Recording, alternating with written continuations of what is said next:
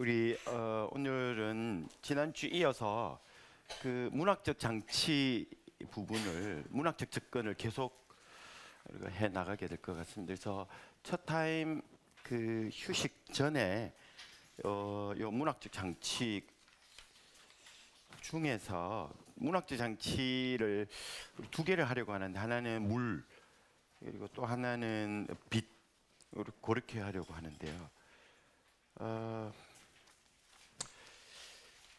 이걸 다 끝내고 휴식은 하기 조금 어려울 거거든요. 물만 하고 빛은 두 번째 타임에 그렇게 하고 그다음에 오늘 중요한 신학적 주제들 로고스하고 사륵스 우리가 좀 다루도록 그렇게 할 겁니다.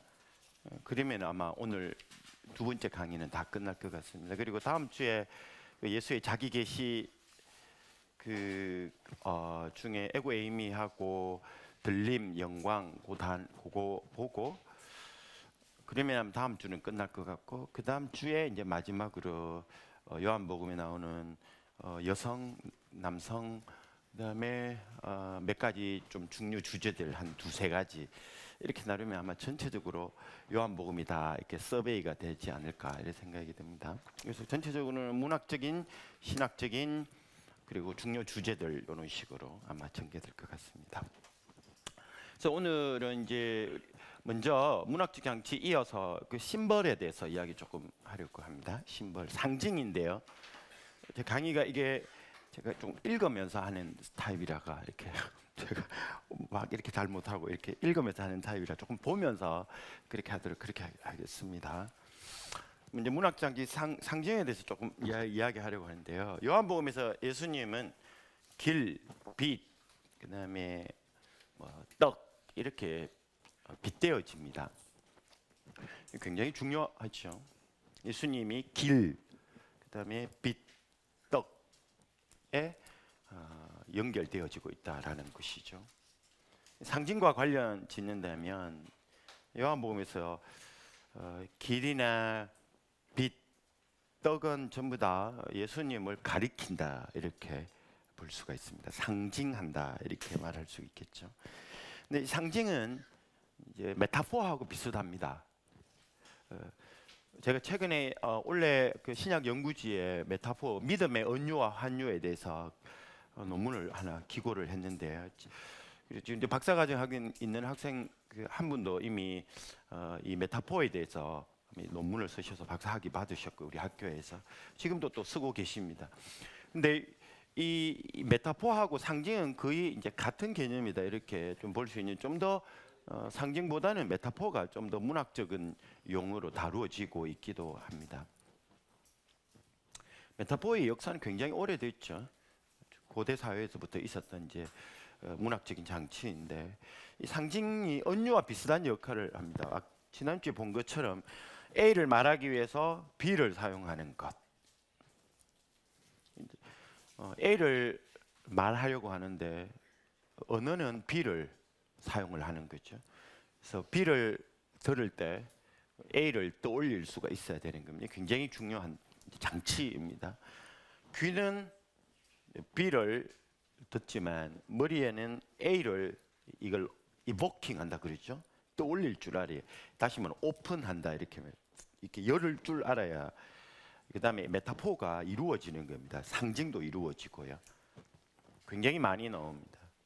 예를 들면 뭐 누가복음 같은 경우 피스티스 믿음 같은 경우도 믿음 자체가 추상적인 개념인데 누가복음이나 사도행전을 보시면 믿음 자체가 계속해서 사이즈가 있고 또 크기가 있고 줄어들었다가 늘어나기도 하고 있다가 없어지기도 하고 그리고 제가 가지고 있다 옆에 주기도 하고 이렇게 말합니다. 너희 믿음이 이렇게 없느냐 이렇게 말하기도 하고 내가 너희 믿음이 떨어지지 않도록 기도했다 이렇게 말하고 겨자씨 한 알만한 믿음 이스라엘 중에 이만한 믿음을 못 봤다 이렇게 말하고요.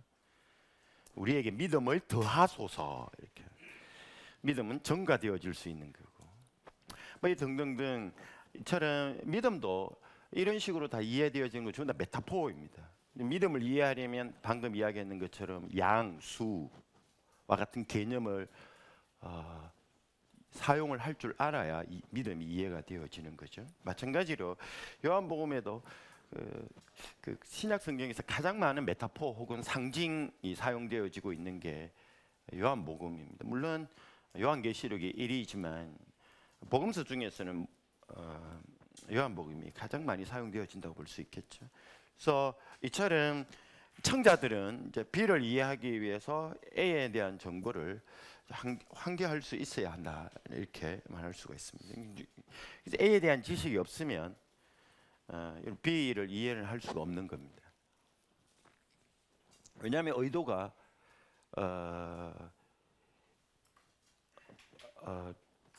이 B를 이해시키는 게 목적이지만 이해를 시키기 위해서 사용하는 도구가 A이기 때문에 도구가 없으면 내용을 이해할 수가 없는 거죠. 형식이 없으면 내용을 이해할 수 없는 것과 똑같은 것이라고 볼 수 있습니다. 그래서 여기도 마찬가지, 우리가 구체적으로 예를 한번 이제 들어보면은 이 메타포 자체는 A와 B를 이게 전문 용어로 매핑이라 그런다 그러고 있죠. 사상이라 그러기도 하고 매핑, 이렇게 매핑한다 그렇게 말해. 그런데 좀 더 쉬운 용어로는 뭐 연결짓기 한다, 이렇게 이야기를 할 수가 있습니다. 근데 이 A와 B를 연결하는 걸, 이게 상징이기도 또 메타포라고 말하는데, 예를 들면 예수님이 이제 요한복음 15장 1절에서 나는 참 포도나무요, 이렇게 이야기를 했습니다. 말씀이 육신이 되심으로 몸으로 하나님을 보여준 예수님, 이게 요한복음 굉장히 중요한 주제이거든요. 로고스가 사륵스가 되어져서 이제 로고스를 만나는 길은 이제 사륵스를 통해서라는 거, 몸이라는 거, 플래시, 육신이나 보디를 통해서라는 거. 그게 예수님이 자기 계시에 중요한 건데, 근데 이런 예수님이 또 메타포를, 상징을 또 사용을 하십니다. 그게 뭔가 하면은 예수님 자기가 바로 포도나무다, 이렇게 이야기를 합니다. 그래서 여기서 이제 예수를 알기 위해서는 포도나무를 알아야 합니다. 포도나무에 대한 지식이 없으면 예수에 대한 지식은 도달할 수가 없는 겁니다. 이 굉장히 어려운 작업이 여기서부터 시작이 됩니다. 이런 이제 이해를 이제 일반적으로 이제 비유적인 추론, 이렇게 말하기도 하고, 연결짓기라고 말하기도 하고, 매핑한다, 이렇게 말하기도 하거든요. 이 연결짓기를 지금 예수님은 하도록 만든 거예요. 예수와 포도나무를 연결짓기를 해야 예수에 대한 지식이 형성이 되어진다라는 것이죠. 이게 예수님이 의도한 겁니다. 근데 이런 추론이라고 말하기도 하고, 연결짓기는 어떤 지식이 포도나무에 관한, 그러면 어떤 지식이 필요한가라는 게 이제 굉장히 중요한 언유 이론가들에게 있어서 하나의 중요한 이슈가 되고 있습니다. 우리 대구에도 현재 인지 언어학계에서 거의 이제 대부라고 말하는 분이 우리 경북대학교에 임지룡 선생님이 계십니다. 그분 한국 인지 언어학회에서는 거의 대부 역할을 하는데요. 그분의 책도 요지가 주로 이야기하는 게 뭔가 하면은 이 추론을 할 때 어느 지식을 가지고 와야 되는가, 이게 굉장히 논쟁적인 요소라고 말합니다. 여기서 봤을 때 예수님을 이해하려면 포도나무를 이해해야 되는데, 그럼 포도나무에 관계된 어떤 지식이 필요한가? 알았을 때 제가 몇 가지를 좀 적어놨는데, 제일 첫 번째는 일반적인 지식이라고 말하는데, 이거를 백과사전적 지식 이렇게 이야기합니다. Encyclopedic knowledge라고 말하거든요. 포도나무에 관계되어진 이 백과사전적 지식을 또 올릴 수가 있어야 되겠죠. 두 번째로는 역사적인 지식이 또 필요하고요. 역사적인 지식이나 문화적인 지식은 뭐 연결되었다고 이제 볼 수도 있습니다. 그리고는 이제 마지막으로 다마 안에서 포도나무 앞뒤에 나오는 정보, 그 정보도 필요하겠죠. 백과사전적 지식, 그 역사적이고 문화적인 지식, 그 다음에 다마와 관계되어진 지식, 이런 것들이 이 상징을 이해하는 중요한 도구다, 이렇게 우리가 볼 수가 있는데, 예를 들면은 우리가 방금 제가 이야기했는 것처럼 나는 참 포도나무다, 이렇게 말했을 때 포도나무에 관한 지식에는 포도나무와 관련된 백과사전적 지식, 1세기 유대 사회에서 포도나무에 대한 이 원형적 지식, 또 이게 또 어려운 용어인데 조금 초반이라서 이건 조금 우리가 필요할 것 같은데요. 이 원형적 지식이라고 말할 때 이게 뭔가 하면은 사람들은 어떤 게 있는가 하면은 예를 들면 한국 사람들은 과일 그러면 과일에 대한 원정적 지식이 거의 다 비슷하거든요. 그리고 시즌마다 좀 더 다르고요. 그리고 지금 상황에서 한국 사람들에게 종이 하나를 주면서 뭐 과일 생각하지 말고 그냥 과일 한 3가지만 적어보세요. 그러면 여러분 지금 실험하면 거의 한 90% 이상이 전부 다 비슷하게 적습니다. 지금 생각나는 거 있죠? 과일 그러면 뭐 생각나죠? 그거 수박입니다. 수박. 다 똑같아요. 새 적어보세요. 그러면 또 다 비슷합니다. 비둘기 참새, 뭐 까마귀 같이 정도. 이게 바로 원형적 지식입니다. 사람은 이 원형적 지식을 가지고 소통이 이루어지는 거거든요. 이 원형적 지식의 구성 요소가 다르면 커뮤니케이션이 안 되고 오해가 생기는 거죠. 오독이 일어나는 거죠. 뭐 차 이야기 해봐라 그러면 뭐 또 비슷해요. 이처럼 이런 원형적 지식을 아래 1세기 유대 사회에서 포도나무와 관련된 원형적 지식을 추적하고 정리하는 일이 주회에 굉장히 중요한 요소들입니다. 전문적인 또 작업이 필요로 하고요. 여러 가지 문헌들도 연구를 해야 하기도 하고요. 어쨌든 간에 그런 지식이 또 필요하고, 그 다음에 구약에서 포도나무는 이스라엘을 비유했다는 이 종교적 지식도 또 떠올릴 줄 알아야 됩니다. 그러므로 이제 예수님이 참 포도나무라는 말을 이제 한번 보십시다. 제가 이것저것 이야기했는데 예수님이 참 포도나무라는 말은, 자 보십시다. 일반적 지식, 백과사전적 지식이 뭔가 하면 포도나무는 나무 자체를 가지고 가구를 만들지는 않습니다. 그거는 어느 시대든 다 똑같습니다. 백과사전적 지식이죠. 포도나무의 진가는 열매로 승부를 거는 겁니다. 포도나무에 대한 원형적 지식은 열매로 승부를 거는 나무. 이거는 뭐 어느 시대든지 다 원형적 지식으로 동의가 이루어지는 겁니다. 그래서 포도나무는 열매로 그 가치를 증명하는 나무라는 일반적 지식, 그러니까 백과사전적 지식을 고려하면 예수님은 열매를 제대로 맺게 하는 존재, 내가 참 포도나무다, 이 말은 내가 진짜 맛있는 열매를 맺게 하는 존재다, 이런 의미가 가능하다고 볼 수 있겠죠. 예수님이 내가 참 포도나무다. 왜 예수님을 자기를 포도나무에 비유했을까? 포도나무에 대한 일반적 지식은 열매로 승부를 거는 나무다. 그러므로 예수님이 포도나무다라는 것은 예수님은 자기의 진가를 열매로 승부를 걸겠다라는 것이구나. 예수님은 진짜 사람을 열매 맺게 하는 존재이구나. 예수에게 있으면 열매는 맛있는 열매를 맺게 되는구나. 이게 너무 자연스럽게 만들어질 수 있는 지식들입니다. 이게 바로 백과사전적 지식을 근거로 하는 거죠. 그런데 그 뒤에 또 보면 또 하나는 가지고 있는데, 구약에서 아까 종교적 지식이라고 그랬거든요. 제가 봤을 때 1세기의 유대인들의 원형적 지식이라고 볼 수 있겠죠. 왜냐하면 1세기 유대인들에게 있어서 포도나무와 관계되어진 지식의 대부분은 성경에 근거를 하고 있기 때문에, 왜냐하면 그 당시에 종교적 사회였기 때문이겠죠. 그리고 어쨌든 간에 이 구약에서 이스라엘은 포도나무에 비유되어졌습니다. 이스라엘 그러면 포도나무, 이렇게 이거는 뭐 거의 원형적 지식으로 자리 잡고 있었습니다. 구약 성경에 너무 많습니다. 너무 많이 있습니다. 이스라엘은 포도나무다, 이렇게 비유되어진 것입니다. 그래서 예수님이 내가 참 포도나무다, 예수님이 그러면 그 의도는 또 어떻게 이해되어질 수 있을까요? 예수가 진짜로 이스라엘이구나, 이렇게 이 해석이 또 가능하게 되겠죠. 아까 두 개가 이제 결합시켜 보십시다. 그럼 어떤 지식이 만들어질까요? 두 주제를 결합해서 이해한다면, 예수님이 참 포도나무다, 이 말은 참 나중에 설명해 드리겠지만 요 참이 암시하듯이 예수님은 하나님의 언약 백성의 삶의 열매를 제대로 맺게 하는 이스라엘이라는 뜻입니다. 예수라는 이스라엘에 속해 있으면 이제는 옛 이스라엘에게는 맛보지 못했던 새로운 종류의 삶의 열매를 맛보게 되리라. 그런 열매를 맺게 하는 존재가 내다. 이런 해석이 딱 나올 수가 있습니다. 그럼 두 가지겠죠.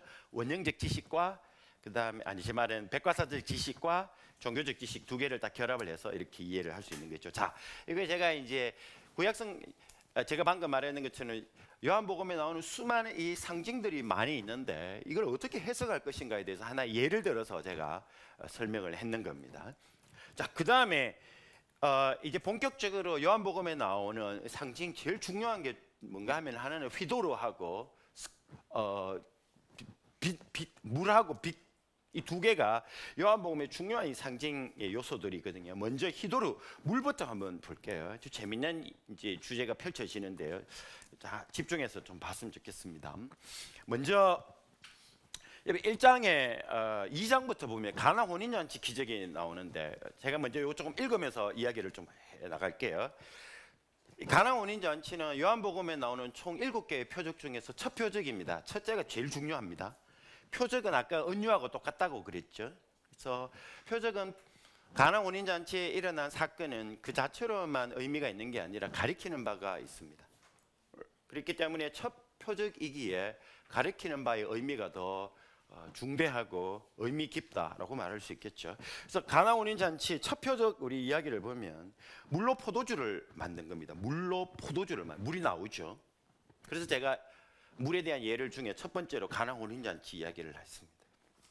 예수께서 가능케 하신 이런 종류의 이제 변화가 가리키는 바가 있어요. 세메이온 하는 바가 있다라는 거죠.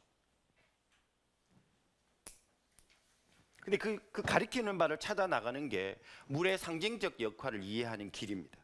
먼저 사건 자체를 우리 한번 보면 갈릴리 가나에 혼례가 있었습니다. 당시 결혼식은 이제 계속 며칠간 지속되는 잔치였는데 1절에 보면 결혼식에 어머니가 먼저 예수님 어머니가 먼저 가 있었고 2절에 보시면은 후에 아마도 예수님과 제자들이 도착했다고 추론할 수 있습니다. 근데 곧바로 예수님이 제자들과 함께 그곳에 있었다라는 이야기가 나오자마자 그 다음 펼쳐지는 이야기가 뭔가 하면은 포도주가 떨어졌다라는 언급이 진행되고 있습니다. 포도주가 떨어졌다라는 것은 아마도 예수님이 제자들과 함께 그 혼인잔치에 도착한 시점 자체가 아마 며칠씩 지속되어지는 혼인잔치의 막바지에 예수님이 도착했다라고 추론하게 만들죠. 왜냐하면 잔치 초반부터 밥 떨어지진 않죠. 뷔페상 보면 결혼식 끝나고 가면 밥은 다 떨어져 있는 상태와 똑같습니다. 그래서 결혼식 전에 밥을 먹어야 되죠. 그하고 마찬가지로 옛날에도 이 결혼식 끝날 때쯤 되면 이제 포도주가 떨어지는 상황이었기에 아마도 지금 예수님과 제자들의 이 상황은 결혼식 막바지에 절기 마지막쯤 되겠죠. 이 이야기가 7장에 또 나오는데 명절 끝날에 여기도 마찬가지로 결혼식 그 끝물쯤 된다고 볼 수도 있을 것 같습니다. 이제 어머니 마리아가 이때 예수님께 상황 보고를 합니다. 그리고 후에 어머니가 하인들에게 너희에게 무슨 말씀을 하시든지 그대로 하라고 말하는 것으로 봐서 마리아는 어떤 식으로든지 예수님이 자기의 요청을 거부하지 않고 뭔가 반응을 보일 거라는 것을 예단했다 볼 수 있습니다.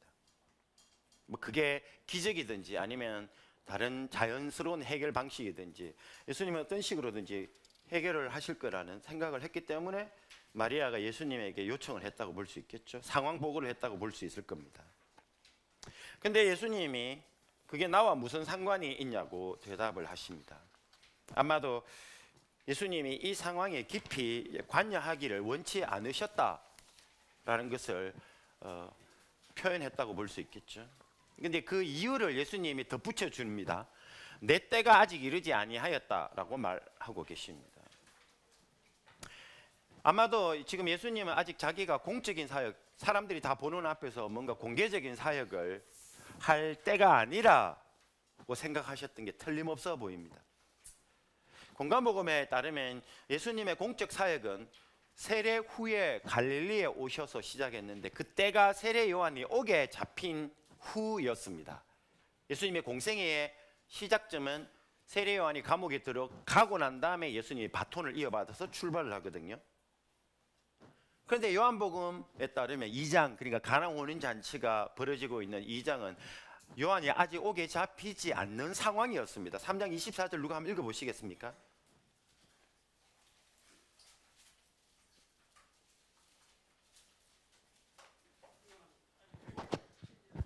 예, 됐습니다. 그러니까 3장 24절에도 아직까지 잡히지 않았다는 거죠.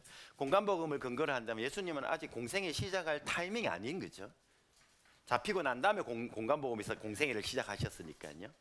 요한이 잡힌 후 예수께서 갈릴리에 오셔서 하나님의 나라 복음을 전파하여 가라사대 때가 찼고 하나님 나라 가까웠으니 회개하고 복음을 믿으라 이렇게 이야기를 시작했거든요. 근데 요한은 아직 잡히지 않았기 때문에 예수님이 공적인 사역을 공생애를 시작하실 때가 아니라는 것이죠. 했죠? 근데 예수님이 내 때가 아니다 이렇게 말해서 예수님은 수동적 자세를 취했는데 이상하게 마리아는 오히려 그 반대의 행동을 합니다. 한 발 더 나가십니다. 종들에게 예수님의 지시를 기다리라 이렇게 말을 해요. 우리 예수님의 시간 다룰 때 이 주제 굉장히 중요한 주제이거든요. 요한복음 전체에서 이 마리아의 이 행동은 요한복음 전체의 어떤 빛을 비춰주는 중요한 장면입니다. 이거 요한복음의 그 시간을 다룰 때 그때 다시 한번 다루도록 하겠습니다. 지금은 막 다 중요한 거 빼고요. 핵심만 다시 물과 관계된 것만 제가 집중하려고 합니다. 그래서 이 마리아는 여기서 한 발 더 나가서 종들에게 예수님 지시를 기다리라 이렇게 준비시킵니다. 예수님은 소극적이었는데 마리아는 적극적입니다. 이 사건에서 마리아 역할이 두드러집니다. 누구도 부인할 수 없는 상황입니다. 현실적으로 본다면 마리아의 판단은 예수님이 이 어려움을 그냥 넘어가시지 않을 것이라는 확신이 분명히 마리아에게 있었던 것 같아요. 그러지 않으면 준비시키지 않았거든요. 예수님이 무슨 말을 하든지 마리아는 끝까지 자기가 가지고 있던 확신을 끝까지 밀고 가요.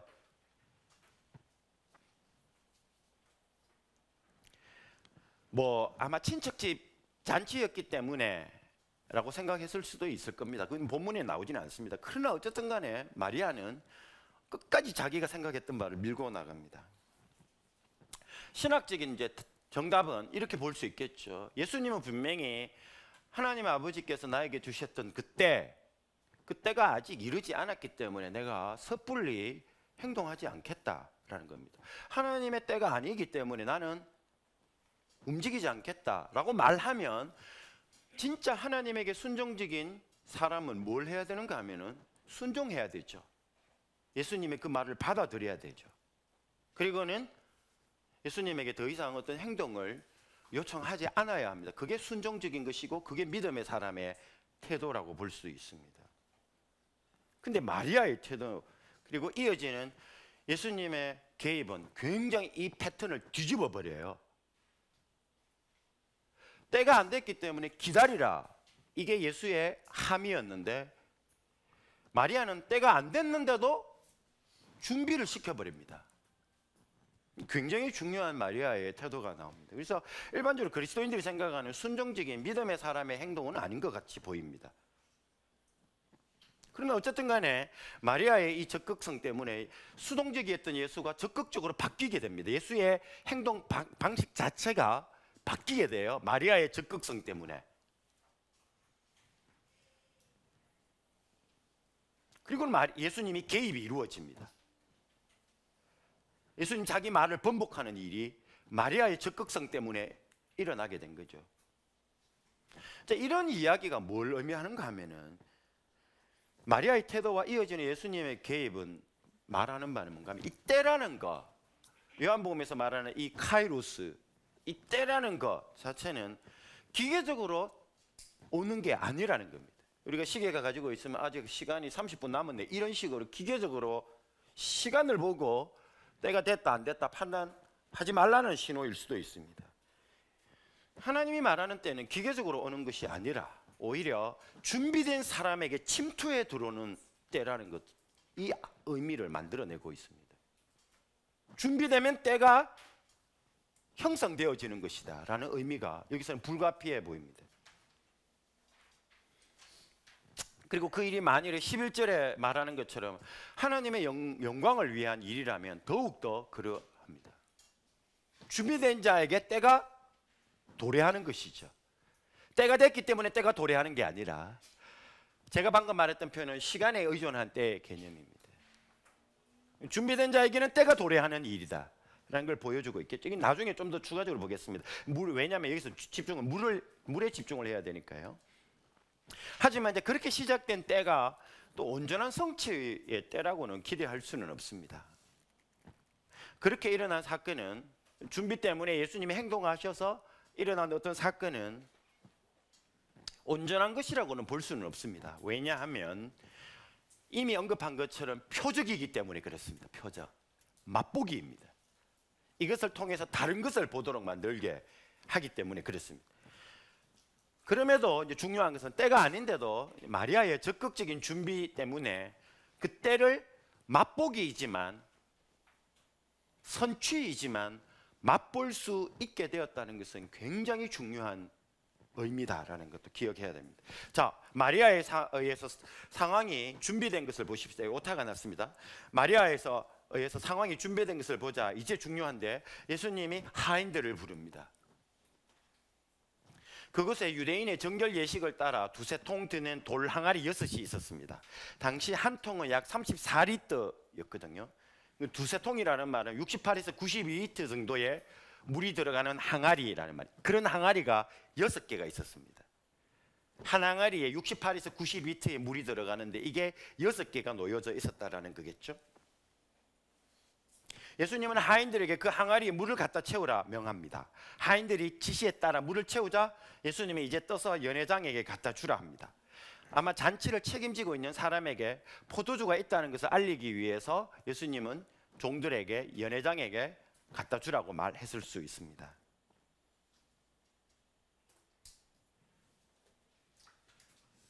하인이 가져온 포도주 맛을 본 연회장이 신랑을 불러 말을 합니다. 굉장히 중요한 포인트에 도달했습니다. 사건이 일어날 때 연회장이 하는 말이 신랑을 불러옵니다. 왜냐하면 포도주 책임은 신랑이 지고 있었다라는 것을 추론할 수 있겠죠. 근데 중요한 것은 포도주를 마련한 사람은 누구이죠? 예수님입니다. 그러면 여기서 무엇을 연결짓기를 하도록 의도하는가 하면 예수님은 잔치집에서 신랑이 해야 할 일을 예수님이 하고 있다라는 거예요. 여기서 굉장히 예수님이 지금 한 사건 자체가 신랑이 해야 할 일을 하고 있는 존재. 그래서 더 나아간다면 예수님이 신랑이라는 역할을, 신랑이라는 의미를 만들어내고 있다라는 것도 여기서 놓쳐서는 안 되는 요지 중에 하나입니다. 예수님이 신랑의 역할을 수행하고 있다는 거죠. 어쨌든 이제 연회장은 말합니다. 사람마다 좋은 포도주를 내고 취한 후에는 낮은 것을 내거늘 그대는 지금까지, 그러니까 신랑에게 하는 말이죠. 근데 이거는 우리 모든 청자들은 알고 있어요. 예수님이 한 일이라는 거. 예수님이 하는 일이 어떤 결과를 만들어내는지 이 연회장의 말을 통해서 우리에게 들려주고 있는 겁니다. 사람마다 먼저 좋은 포도주를 내고 취한 후에는 낮은 것을 내거늘 그대는 지금까지 좋은 포도주를 두었도다. 연회장의 요지입니다. 맛있는 포도주가 이제야 나왔다라는 겁니다. 원래는 초반에 나와야 되는데 초반에는 그런 게 안 나오다가 이제야 맛있는 포도주가 나왔다. 처음에 나와야 하는 맛있는 포도주가 이제 나왔다라는 것은 예수님이 만드신 포도주가 이제까지의 포도주보다 훨씬 더 맛있다라는 겁니다. 뒤에 오는 게 훨씬 더 나은 일이다라는 겁니다. 이게 예수님이 지금 포도주를 통해서 물로 포도주를 만들면서 만들어낸 첫 번째 요지입니다.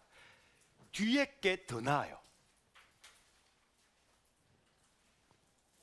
예수님은 지금까지의 포도주보다 더 맛있는 포도주를 만들어냈습니다. 처음보다 나중의 것이 더 맛있습니다. 그러니 기대를 일으키는 거죠. 이것이 바로 첫 표적이었습니다. 가나 혼인 잔치에 예수님이 일으키신 이 기적을 보고 우와라고 말하지만 이거는 첫 표적에 불과하다는 거예요. 나중에 이 표적이 가리키는 바를 맛보면 뒤로 나자빠진다 이 말이에요. 더 맛있는 게 나온다. 이게 첫 표적의 의미예요. 그래서 첫 표적을 기대했을 때 우와 뒤에 더 나은 일이 일어나는구나. 이 포도주 가나 혼인잔치 사건이 가리키는 바가 도달했을 때는 훨씬 더 나은 맛있는 일이 벌어지겠구나. 이 기대를 첫 표적이 가져다주고 있는 것입니다. 그래서 첫 표적은 첫 표적보다 더 탁월한 것이 온다는 것을 알리는 사인이었던 것입니다. 첫 표적이 말하는 바가 무엇일까요? 이게 중요하겠죠. 그것을 알아야 첫 표적이 지시하고 장차 다가오는 것을 기대할 수가 있거든요. 그러면 가나 혼인잔치 예수님이 물로 포도주를 만든 이 사건이 도대체 무엇을 가리키는 맛일까요? 첫째, 두 가지인데요. 첫째, 정결 예식을 위한 물이었죠. 아까 두세 통 도는 덜 항아리를 생각해 보세요. 그거 바깥에 갔다 오면 유대인들은 전부 다 더러워진다고 생각을 했거든요. 왜냐하면 부정케 하는 것들이 외부에 있기 때문에 외부에 갔다 오면 부정을 물로 씻어 떨쳐버려야 됩니다. 그래서 이 물은 더러움을 씻어 떨쳐버리는 도구였습니다. 그래서 자기를 깨끗하게 하기 위해서 더러움을 씻어내는 물, 이게 바로 예수님이 포도주로 만들기 위해서 사용했던 소스였습니다. 그런데 예수님은 씻어내는 물을 마시는 물로 바꾸어 버렸어요. 씻어서 깨끗하게 하는 물을 네 존재 안으로 넣으라는 말이었죠. 마시게 만들어 버렸어요. 외부에 있는 더러움을 씻어내는 물을 마시게 함으로 존재 자체를 정결케 하는, 존재를 변화시키는, 존재를 새롭게 하는 의미를 예수님은 담아냈다고 봐야 합니다. 그래서 부정을 물로 씻어내는 일은 가고, 그 시대는 가고, 우와 깨끗하게 되어졌다, 그것도 기분 좋지만 존재 자체를 정결케 하는 시대가 도래하고 있다는 겁니다. 훨씬 더 깨끗하고 훨씬 더 존재의 의미를 주고 삶의 질을 성격시키는 새로운 시대, 우리 존재를 깨끗게 하는, 더 이상 안 씻어도 되는 그런 시대가 도래할 거다라는 걸 예수님이 예고하신 거죠. 물로 씻어내는 일보다 마셔서 존재가 정결하게 되는 일이 더 맛있고 더 나은 정화의 방법이라는 겁니다. 그러면 존재가 새로워지는 길이 뭘까요? 이제 이 주제가 되었습니다. 도대체 그러면 어떻게 해야 존재가 새로워질까요? 둘째, 항아리 6개의 포도주로 가득 찬 것은 낭비처럼 보입니다. 왜냐하면 당연하겠죠. 이제 그 끝물입니다. 끝. 결혼식 끝입니다. 그런데 결혼식 끝날 때쯤에 항아리 6개, 그렇게 큰 항아리 6개 포도주로 가득 채워버렸어요, 예수님이. 한 항아리가 두세 통, 68에서 92리터입니다. 여러분 생각해 보세요. 한 항아리에 그냥 대충 중간쯤에 80리터라고 생각해 보십시다. 항아리에 80리터의 포도주가 들어갑니다. 80리터의 포도주인데 이걸 6개로 결합을 해보십시다. 총 6개의 항아리를 가득 채운 포도주는 대략 500리터 정도 됩니다. 500리터. 1리터 콜라 500개 정도라고 생각해 보십시다.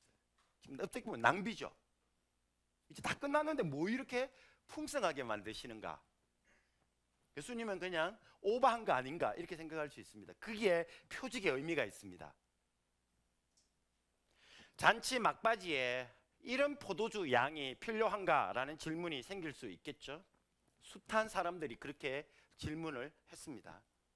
하지만 표적의 요지는 처음보다 나중에 더 풍성하다, 이게 표적입니다. 예수님이 보여주려고 한 거 그겁니다.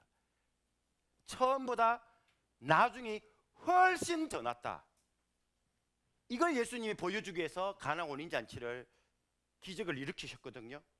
그래서 예수님이 가져온 잔치는 일반 잔치보다 훨씬 더 의미 있고 훨씬 더 풍성하고 훨씬 더 맛있는 품질이 베풀어지는 잔치가 될 거다, 이거를 지금 예수님이 예고하는 거죠. 하지만 이제 여기서 그럼 뭔데 그게, 이렇게 말할 수 있겠지만 지금 봐야 되는 게 뭔가 하면 이게 혼인잔치라는 사실을 기억해야 됩니다. 예수님이 신랑의 역할을 했습니다.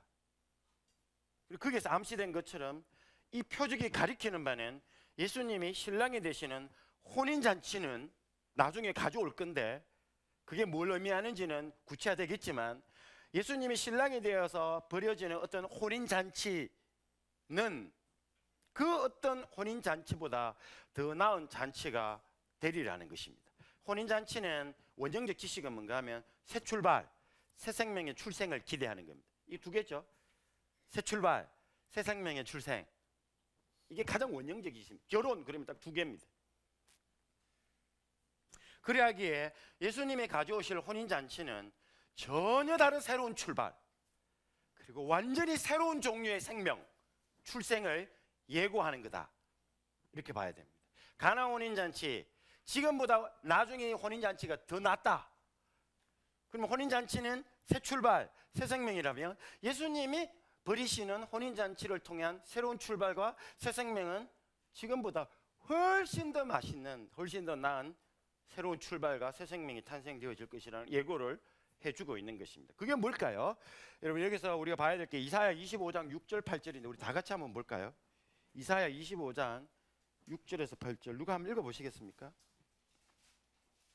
이런 잔치가 이사야 25, 6, 8에 예고되어져 있고 요한복음 저자가 이사야 이 본문을 알고 있었다는 걸 가면 갈수록 확신이 듭니다. 왜냐하면 나중에도 보겠지만 요한복음 저자는 이사야를 너무너무 꿰뚫고 있었어요. 저 뒤에 보면 우리가 알겠지만 제가 봤을 때 이걸 분명히 염두에 두고 있었다고 볼 수 있습니다. 누가 한번 읽어보시겠습니까?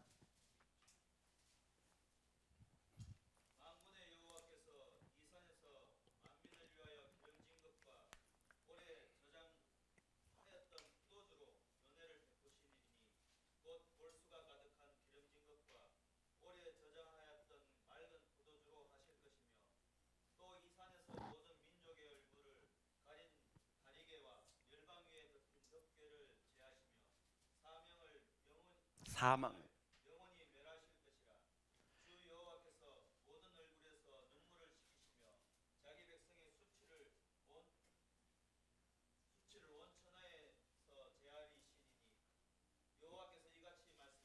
예, 감사합니다.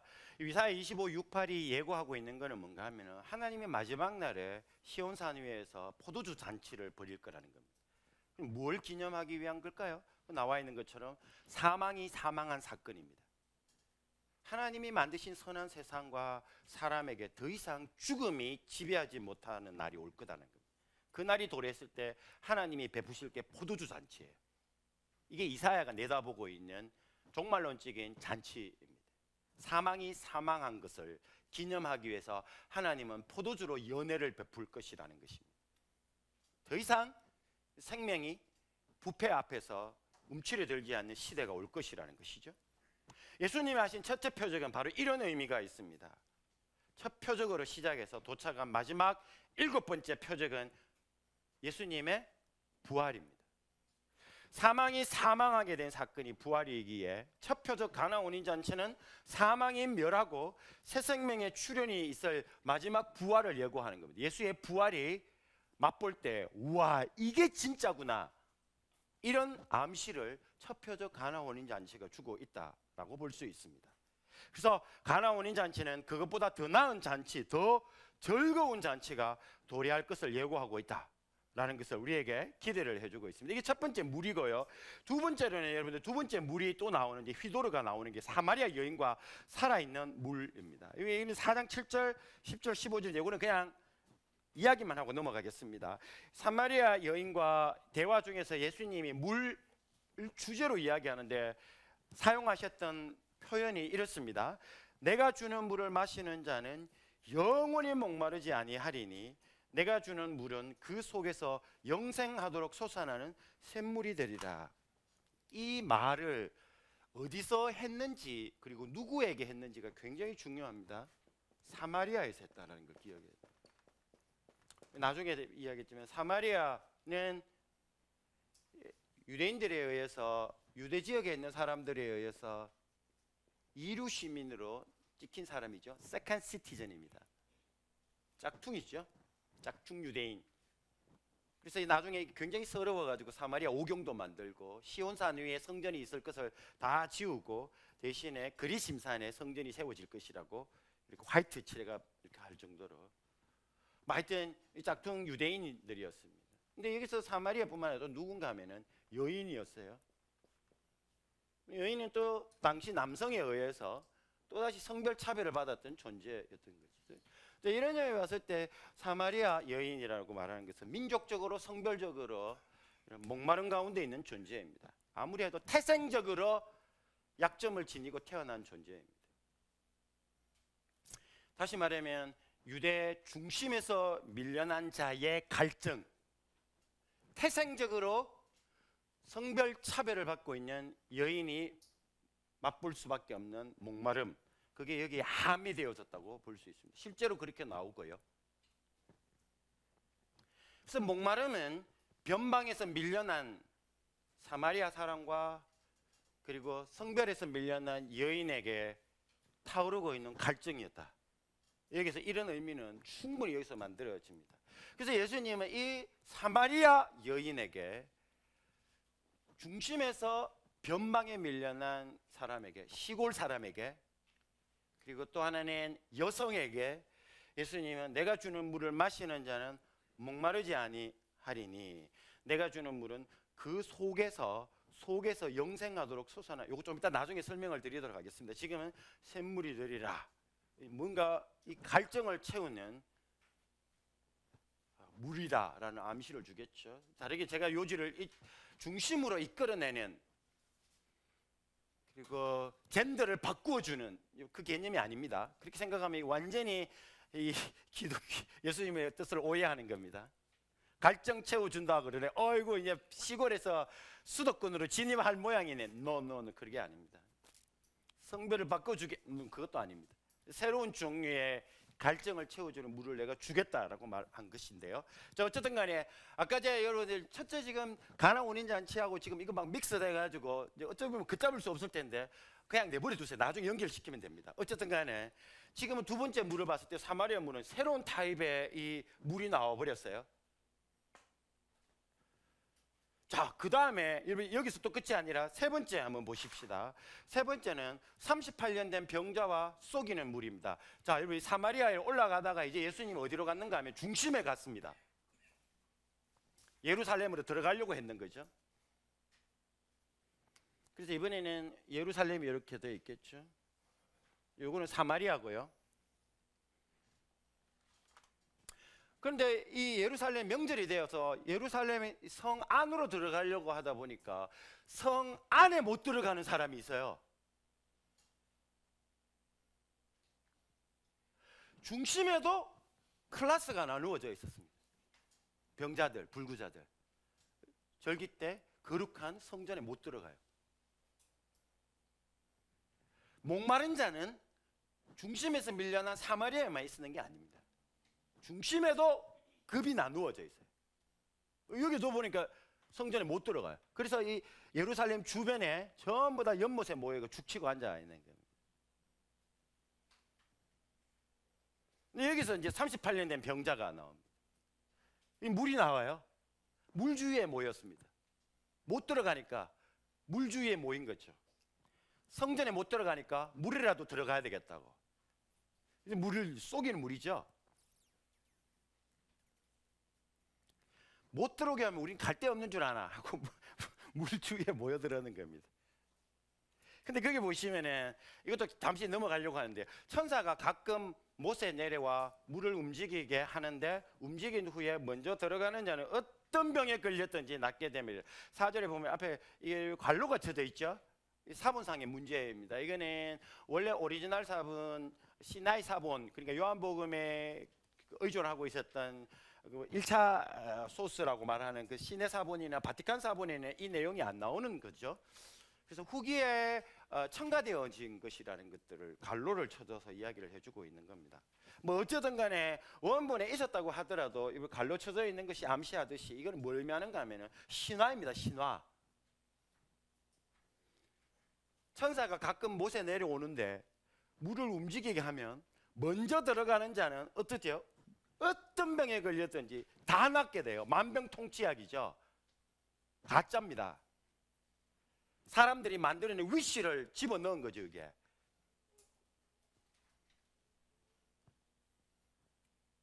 신화적인 물이죠. 속이는 물이고요. 그런데 이런 신화는 거기에서 또다시 클래스를 나누게 됩니다. 물이 움직일 때 나를 못에 넣어주는 사람이 없어 내가 가는 동안에 다른 사람이 먼저 내려가나이다. 7절에 나와 있습니다. 중심에 예수님이 사마리아를 뒤로 하고 중심에 들어갔는데 중심에서 예수님이 관찰한 바에 따르면 또 목마른 자들이 있었던 겁니다.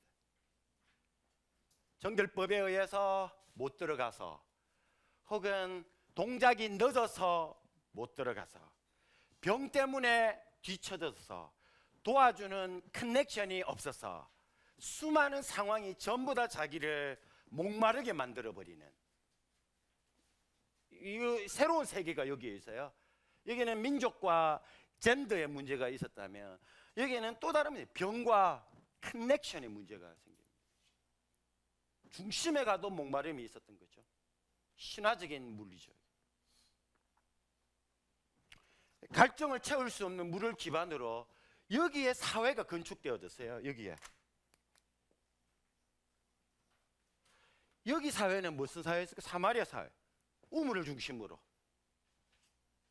성경에 여러분 어디에 야곱의 우물이, 야곱이 물을 팠다라는, 샘 팠다는 이야기가 어디 있나요?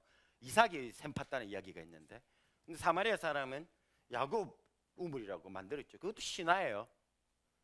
야곱이 이 물을 다 먹였는데, 야곱이 우리 이 물을 우리에게 줬는데, 이렇게 말하는 거죠. 여기도 마찬가지예요. 여기도 어디 가나 목마름이 있는 사회였다는 겁니다. 이 물이 가지고 있는 의미, 메타포입니다. 지금.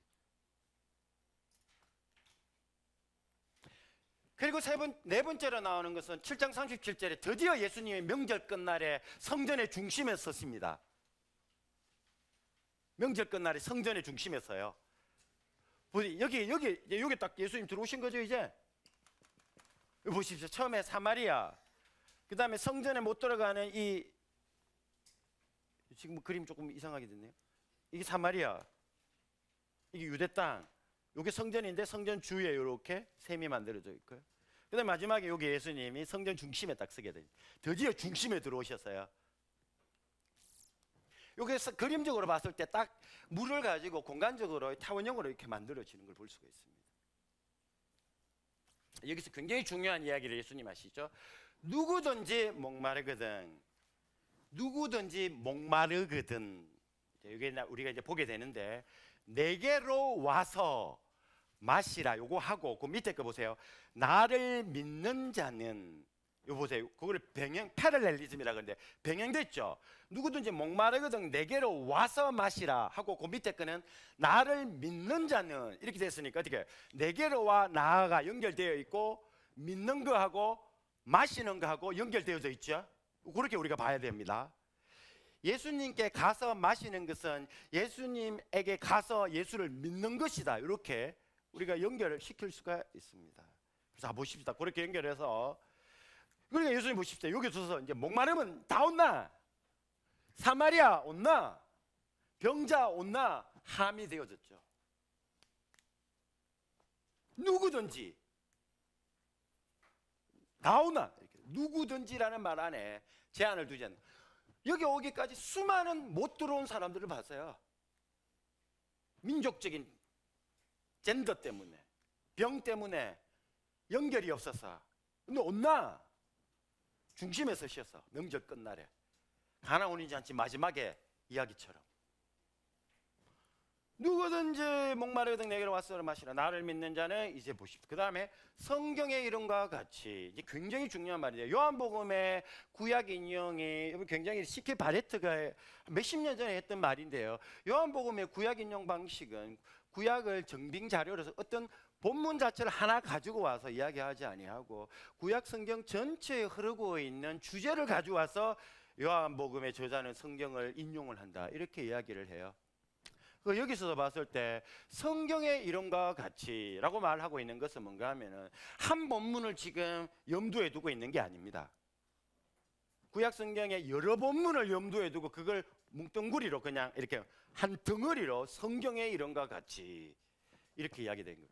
누구든지 목마르면 내게로 와서 마시라, 나를 믿는 자는, 성경에 말했다, 이렇게 말했죠. 도대체 성경 어딜까요?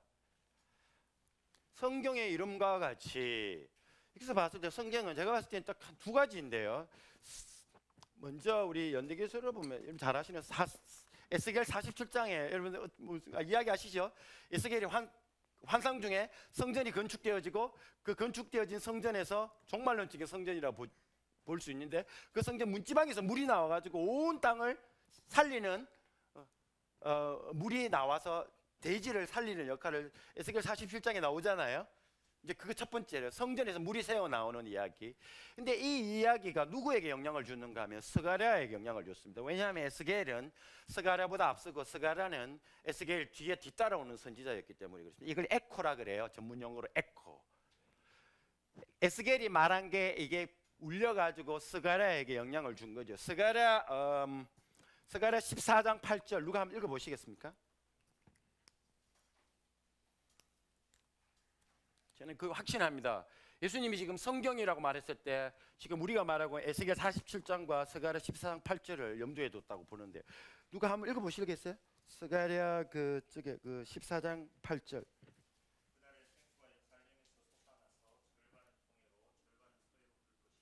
거기 예, 그래도 그날에 생수가 예루살렘에서, 스가랴로 어떤 인물인지 아시죠? 바벨론 포로 이후에 스룹바벨과 대제사장 여호수아와 함께 뭐 했습니까? 성전 건축했죠. 성전 건축하는 중에 환상을 본 겁니다. 성전이 이 우리가 건축하는 이 성전이 새롭게 건축되어지면 그 성전 중심에서 샘이 터져 나올 거고, 그게 터져가지고 사방을 흘러서 모든 사람의 영혼을, 사람의 목마름을 채울 것이다, 이렇게 본 겁니다. 근데 스가랴 이런 환상 그냥 나온 게 아닙니다. 에스겔 47장 영향을 준 거죠. 공통점이 있습니다. 에스겔 47장과 스가랴 14장 공통점이 뭔가 하면, 종말론적인 성전에서 뭐가 나온다고요? 물이 솟아오릅니다. 그리고 살아있고 살리는 물, 존이라 그래요. 존 휘도르. 존이라는 말은 자오인데, 자오가 살아있다, 살린다, 이런 말인데, 이게 분사가 돼가지고 존 이렇게 된 겁니다. 살아있고 살리는 물. 그 물이 성전에서 터져 나와서 사방을 흘려서 사람들의 갈증을 채워줄 것이다 라고 예수님이 어디서 이야기하는가 하면 성전 중심에 서서 이야기를 하는데, 핵심은 이겁니다. 와서 마시라. 그러면 성경에 이런 것 같이 이제 중요한데요, 와서 마시는 게 아까 우리가 본 것처럼 예수를 믿는 거라고 봤어야 합니다. 어쨌든 간에 지금 메타포로 보세요. 와서 예수님이 주는 물을 마셔요. 그럼 무슨 일이 일어나는가 하면은 그걸 믿는 거라고도 우리가 추론을 할 수 있지만, 어쨌든 간에 언유로적으로 예수님이 주는 물을 마시면은 어떤 일이 일어나는가 하면은 그 배에서 무슨 문제가 생겨요. 이 배라고 말했는데 예수님이 이 헬라어가 콜리아거든요. 콜리아에서 생수의 강이 만들어집니다. 예수님이 주는 물을 마시면, 예수님에 따르면 갈증이 채워지는 거로 끝나는 게 아니라 배에 강이 생겨요. 살아있고 살리는 강이. 예수님이 주는 물을 한 번만 마시면 배가 강이 된다는 겁니다. 흘러 넘쳐요. 이 그림을 보십시다. 요거 보십시다. 예수님 만일에 성경에 이런 것 같이 요 두 가지 본면을 결합했는 거라 보면, 분명히 두 개는 정말로 지금 성전에서 물이 올라와서 사람들의 갈증을 채워줄 것이라고 말했는데, 예수님은 이걸 가지고 와서 뭐라고 말한가 하면, 내가 주는 물을 마시면은 너희들의 배가 뭐가 된다고요? 성전이 된다고요. 예수님 바꿔버렸어요.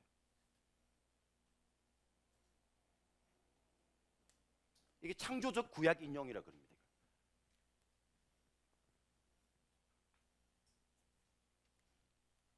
예수님의 배에서 나오는 게 아니고요. 지금 예수님이 성전이다 이 개념을 하고 있는 게 아니에요. 아까 얘기했는 너희 배에서, 너희 콜리아에서. 여기 이 그림을 보세요. 여기 아까 사마리아, 예루살렘 문, 성전 중심에. 그러면 딱 예수님이 여기서 막 물 막 이렇게 주는 것처럼 그림이 그리시잖아요. 에스겔 47장과 스가랴 14장 8절을 고려하면은. 그런데 여기 왔을 때는 예수님 물을 딱 주기는 줘요. 근데 마시면은 너희 배가 너희 콜리아가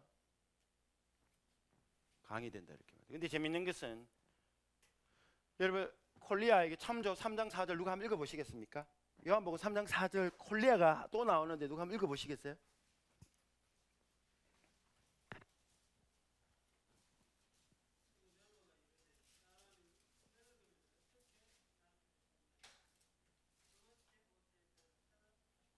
그 두 번째 모태가 콜리아예요. 그 모태가 콜리아예요.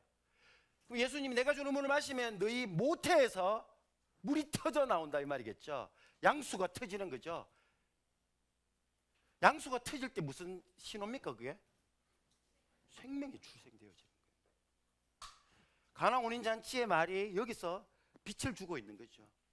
마시면 내 배에서 생명이 생겨요. 어이구 어떻게 태어나는데요? 물과 성령으로 그저 나라. 거기도 물이 나오는데 제가 그냥 넘어갔습니다. 어쨌든 간에 이렇게 됐습니다. 그래서 생수의 강이 흘리나를 하고, 이는 이렇게 이는 그를 믿는 자들이 받을 뭐를 가리켜서? 성령. 물과 성령이 여기서 다시 결합이 되어 버렸어요. 아까 전에 포도주와 물이 이렇게 됐는데 이번에는 물과 성령이 연결되어졌습니다. 메타포가 자꾸 바뀌게 되는 거죠. 다시 말하면 예수님이 주는 물을 마시면 내 배에서 강이 만들어져가 막 터져 나오는데, 그 메타포가 뭘 가리키는가 하면, 우와, 이게 내 안에서 생명이 잉태되어지는 듯한 느낌. 그 일을 예수님이 주시겠다. 누구든지 온나? 사마리아인, 여성, 병든 자 온나? 이 이야기입니다. 네 배가 생수의 강이 된다, 이렇게 살아있고 살리는 물의 샘터가 된다, 이렇게 이야기한 거죠. 마지막으로 이제 중요한 건데요, 목마르지 않, 마지막에 물인데 19장으로 우리 다 같이 한번 넘어가 볼까요? 19장 우리 성경책 다 한번 펴보세요. 28절 누가 한번 읽어보시겠습니까?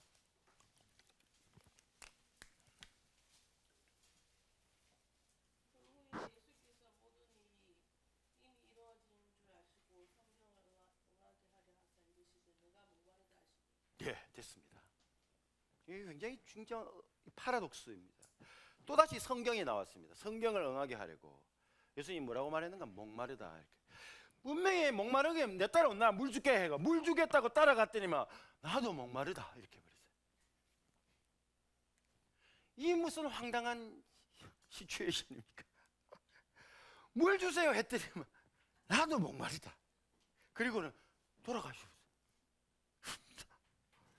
뭐죠? 이때까지 물 주겠다고 해가 왔는데.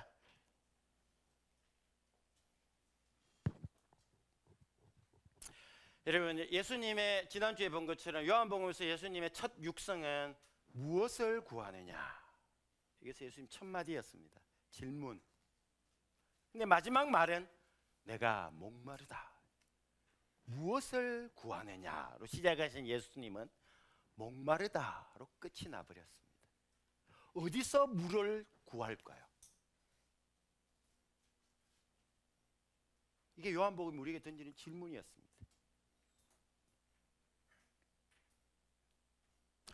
물을 주겠다 하신 분이 목마르다는 말을 남기고 영혼이 떠나갑니다. 이 영혼도 중요한데 물과 영혼은 연결되어 있다고 봤습니다. 이미 7장에서 요한복음을 읽으면 그거는 분리시킬 수가 없습니다. 목마르다고 영혼이 떠나버린 거죠. 이렇게 보면은 이제 완전히 뭐 나무함이 타불이 된 거죠. 말씀이 육신이 되어 신체로,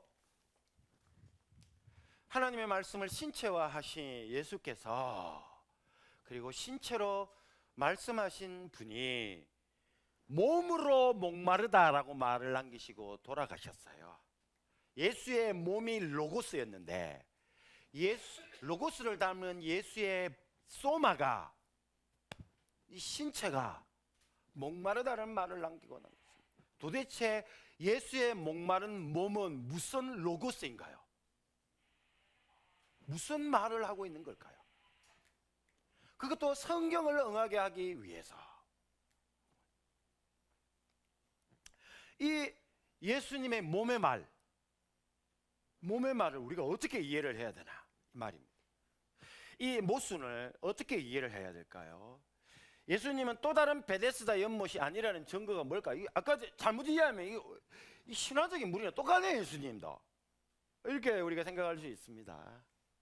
근데 예수님은 이미 베데스다에 있는 38년의 병자에게 뭐라고 말했는가 하면은, 가서 낫게 해주고 난 다음에 물에 먼저 뛰어들어가도록 만들어준 게 아니라 자리를 들고 일어나 가라, 이렇게. 다른 세계로 가라, 이 말입니다. 다른 시스템을 가지고 살아가자, 이 말이죠. 자, 어쨌든 간에 지금 예수님은 베데스다 연못이 아니에요. 뭐 어떻게 우리가 이 문제를 해결해야 될까요? 자, 그래서 제가 요한복음에 따르면 십자가상에서 남긴 마지막 말씀은 다 이루었다입니다. 이것은 내가 목마르다라는 예수의 말씀이 함의하는 바를 모를 리 없었던 요한복음 저자가 그럼에도 그 말을 남겨놓은 것은 예수님의 십자가 사건이 그의 사역의 완성을 뜻했기 때문이라고 보아야 됩니다. 이제 무슨 말인지 이제 잘 이해하셨으리라고 생각이 듭니다. 예수님 마지막 남긴 다 이루었답니다. 다 이루었다. 목마르다, 그게 불충분이 아니라 완성이라는 의미입니다. 뭐 어떻게 그게 완성일 수 있을까요? 자, 그래서 생수를 주시겠다던 분이 십자가에서 내가 목마르다 하신 것이 사역의 미완성이라기보다는 완성이라고 볼 수 있는 근거, 먼저 십자가에서 예수님의 죽음에 대한 묘사를 볼게요.